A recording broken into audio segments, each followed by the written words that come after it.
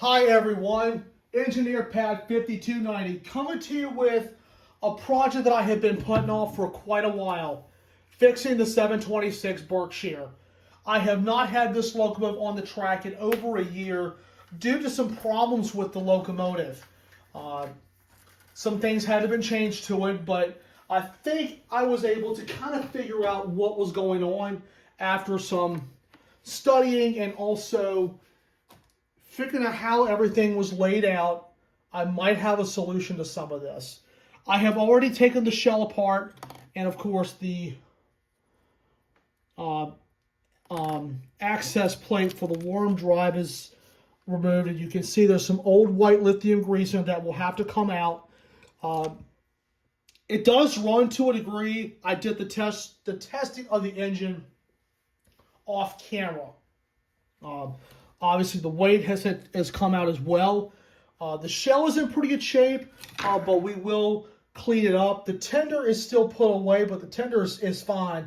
But I will go back and oil that off camera. But we're going to work on just the engine itself. It does turn nicely, but it can use some fresh oil and grease. We will service the motor. The brushes are aligned, which is a good thing. So that's a plus. Just get all the old grease out of it and clean up the smoke unit a little bit. And I think that will do the trick. So what we will do is we will go ahead and start diving into this thing. I'll study it a little bit more and we'll go from there. I also took off the front wheels. The front wheels will definitely go through a little bit of polish. So we're ready to get back in the shop and get this baby ready and hopefully ride the rails once again. And on the Heritage Village YouTube channel, we have a whole series of servicing things, stuff from my personal collection, and also a lot of stuff from our club collection. So please subscribe to Heritage Village Trains if you haven't. And we're going to dive into 726 and hopefully get this thing to ride the rails once again. So let me do some more studying and I will be right back. All right, everyone. To access the worm drive and the worm wheel, we have to take off the motor mount screws.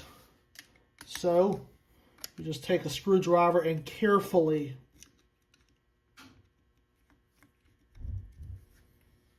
unscrew these. And that will also loosen up the motor.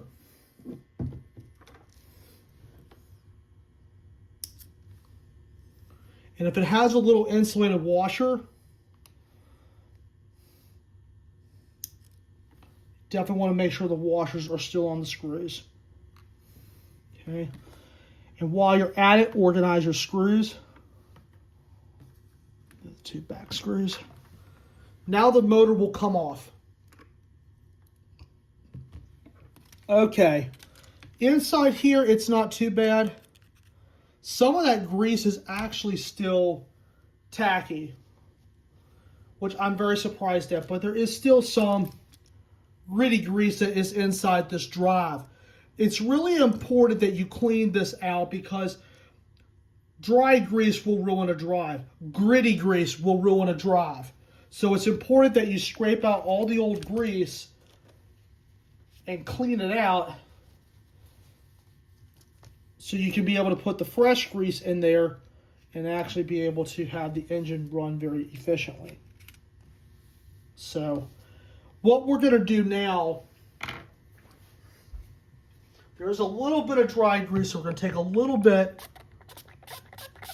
of Goo Gone and just let it sit in there for a few minutes to allow the Goo Gone to go in there and basically loosen up the old grease, and we'll be able to scrape it out of there. So after that, we'll take some evaporating degreaser and clean this off. I'll also clean the access plate. The access plate just slips on there just like that.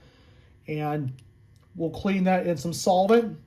And so we're going to let the Goo Gone just stay in there for a little bit and let it get all nice and loose up. And we'll go ahead and be able to clean this out. So with that being said, I will work on this for a little bit and I'll be right back. All right, everyone. After an intense cleaning of the locomotive, the drive is nice and clean now. You can see the gear is in there, as well as this whole area has got all that old white lithium grease out. Commutator looks good. Brush plate looks good. Brushes are doing their job. The tension is proper, which is a good thing. Brush plate's been cleaned out. The coil's been cleaned out. I'll clean out around the armature here. Get rid of all the old oil that's on there. Finish cleaning the engine compartment. Then the engine will be ready to get back onto the locomotive once we apply some fresh oil and fresh grease. And then we'll move our way up the locomotive and maintenance everything else. Bulb is broke. We'll definitely get a new bulb for it. We'll clean up more of the inside, and hopefully we'll get this thing riding the rails once again soon. So anyway, I will put everything back together and we'll move up to the front. All right, everybody. I've got the drive mostly serviced, but I'd like to show you all the grease and oil that came out of the Birch here. This is all out of the worm drive and also the engine compartment for part of this. And use a toothpick to get it all cleaned out, at least on the gear. This is old white lithium grease, and it did have some foreign objects in it, like dirt. You know, it feels like grit. And if the grease is dirty and it's real gritty, that grease needs to come out. I was able to wash out the drive a little bit and just put some fresh red grease in it. Red grease would be good for this because it's metal on metal gears. So, would definitely do that. The brushes were doing their job. I inspected the motor and everything. That was all pretty clean. I mentioned that earlier. The coils have been cleaned. The electrical connections look pretty good. Now, you see the top of the smoke unit looks like some foam on it or something. We'll try to clean that up a little bit. And then what we'll be able to do is turn this upside down and clean the wheels up and also clean the rear wheels and the front wheels. We'll have to get a bulb for the engine, but that's not too terribly bad. But the good thing is we'll be able to get this thing cleaned up. So I will clean up around the smoke unit a little bit off camera, just to kind of dress it up a little bit, and then we'll be able to turn over and we'll start working on the wheels. So I will do that off camera and I'll be right back. All right, everyone, I've been dressing up the smoke unit a little bit. As you can see, there's been this kind of like gritty residue all the way around it. So I'm guessing this was probably smoke fluid that at some point may have overflowed and it caked on. So what I've done is I've taken some Goo Gone and just let this sit and scraped it off with a screwdriver. I'll be cleaning this up and then go back over it with some evaporating degreaser and get all of this cleaned up and get all this old mess out of it. Because old smoke fluid will clog up a smoke unit, and of course, when you run with some fluid in it, it will probably help flush out some of it.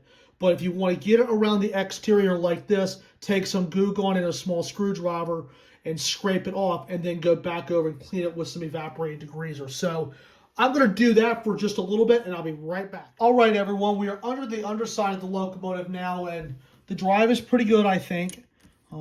Just put some light oil in the little pivot points. Got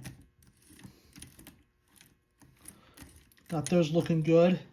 I've done the smoke unit cleanup on the outside. I scraped off a bunch of old junk.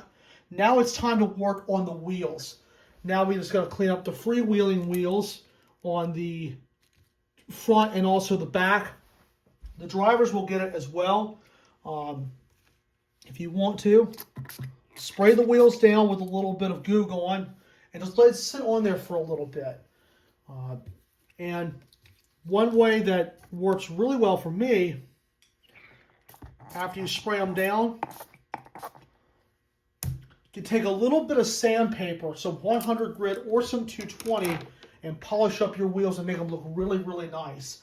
For the drivers, you do the same thing. You can take some Q-tips and some evaporating degreaser and clean that up if they're not too terrible, which works really well because the Q-tip, as a matter of fact, can get in between the grooves where it sits on the track, which is the reason I love using Q-tips. So please keep Q-tips on your workbench.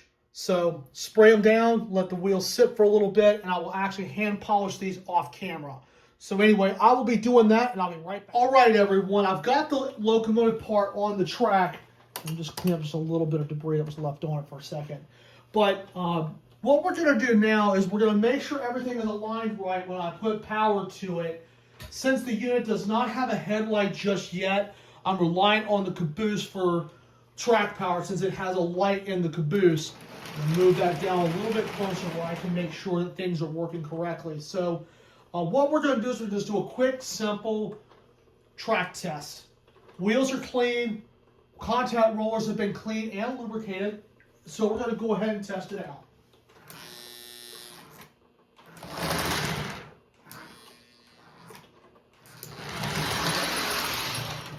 Runs pretty well.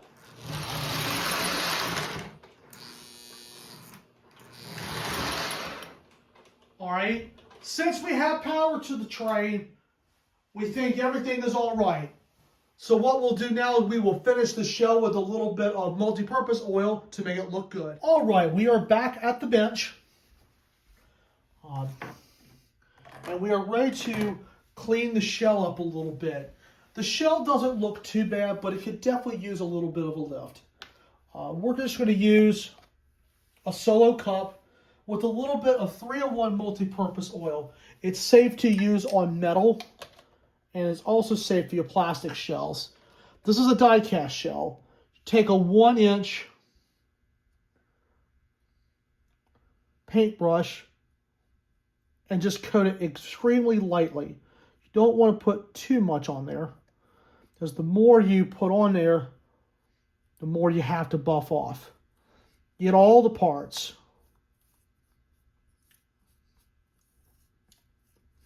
Not only will this protect the metal, but it will also get rid of any dirt that could be in the paint.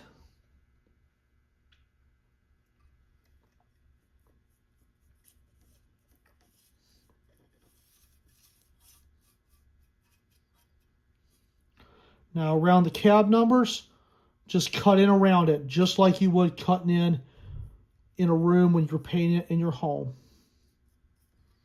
Okay, I'll do the front in a second.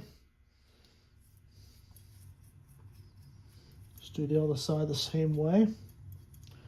Get under the piping a little bit with your 1-inch brush, being careful not to bend it.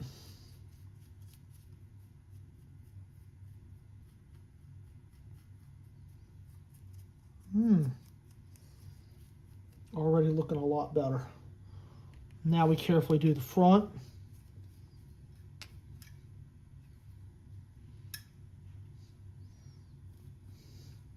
Move the piping out of the way. Get a bit of oil on him. Hit the back ridge really quick. Lever down like that. Now the shell is done. Now the front is quite easy. Take a little bit. Do the whole front. Even do the big pistons on the side. And that's really all you have to do. Put a little bit of oil right there on that little edge there. Now you can put some on your truck frames. It won't do anything but just help it. Not very much. So now we let this sit overnight. And once we let it sit overnight, we will go back over it with a microfiber cloth and we'll buff off the oil. And we'll also get a bulb for the headlight. So anyway, we'll let this sit and we will see you all soon. Hi everyone, it's been a few days since we've worked on the Berkshire itself. I just put a brand new bulb in, and the bulb you're going to need for this locomotive is a 1447. You can find these eBay for the most part, and you might be able to find them at your auto parts store, but make sure it has a screw-in base like we have here. I've tested the light off camera, and what I did was allow the bulb to sit on the plow like this. Since the shell is off, it has to have a connection to ground. You can actually use the frame as a source to ground. The bulb lights up, the locomotive runs in each direction, and now we are ready to put the shell back on and be able to have this engine run around the layout for the first time in about 1.5 years. So this is a very good moment for me, very good moment for the channel. So I'm very excited about this. So another thing you want to do before you close everything up, make sure your wire connections are good. This has all been redone, which has been great. The E-unit works. I checked that out. I've checked over everything very thoroughly before I put the shell back on. As you saw earlier in the production, the shell was refinished with some 3-in-1 oil. That's all been since buffed off. It looks a lot better. The tender is in good shape. I checked over all that and all the wheels and bearings off camera, so that's all in good shape. So this engine is ready to be put back into service. So I will put the shell back on and do a final alignment check off camera, then we will be able to run it. And we'll also put some smoke in the smoke fluid in the smoke unit. About 6 to 8 drops are what you need. Sometimes you can get by with 10, but do not overfill it because the oil will go into the lamp and blow it up. It can also spill all over the inside of the unit. And that's what happened here. There was a piece of glass that got caught in the drive, making the engine not go. So it's important that you follow the rules when it comes to a smoke unit. 6 to 8 drops. Sometimes you can get by with 10, but please be mindful of what you put in and keep a track of it up in your head. So anyway, I will do a quick final check and I will see you guys on the layout. Hi everyone, it is the next day, and after some discovery off camera, the lamp lead on 26 has broken.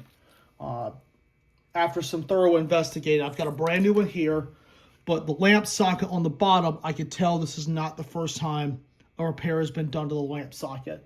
So the socket is still good.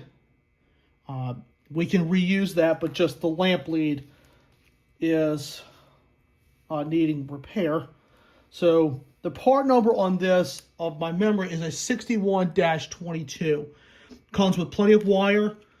You just simply feed the wire through the socket where the lamp and the bulb base come inside.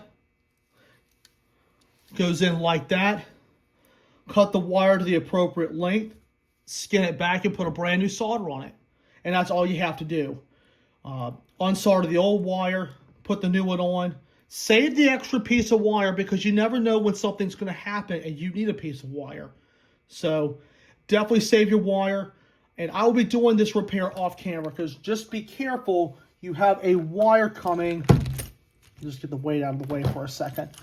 You have a wire coming from the E unit that's over here, and you have to make sure that you don't hit that wire. Because if you do, you just have to resolder it. Not a big deal.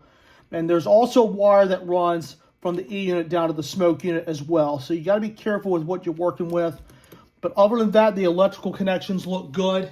I will do this repair. I just happened to see it off camera when I was just doing an inspection. And before you know it, the lamp socket's wire has popped. So it's easy to take care of this stuff while you have it apart. Because sometimes you put things back together and things do happen. So I will do this repair off camera and I will do another test and I will be right back. All right, everyone, 726 is back on the track for the first time in about 1.5 years. I did some electrical work to put the new lamp lead on, and I have done some testing with it, and I'm about ready to put power to it.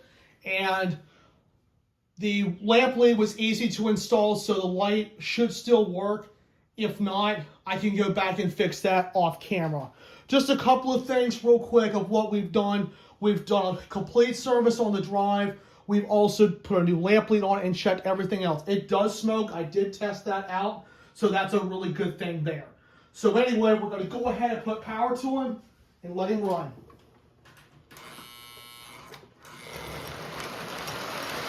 Oh yes! Oh yes!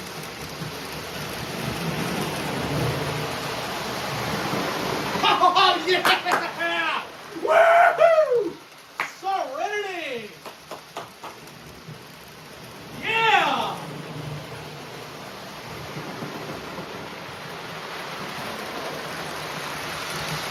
Yep, she's smoking a little bit. Yes, sir, Bob. Yes, sir, Bob. 726 comes back after 1.5 years out of service. Yes, sir.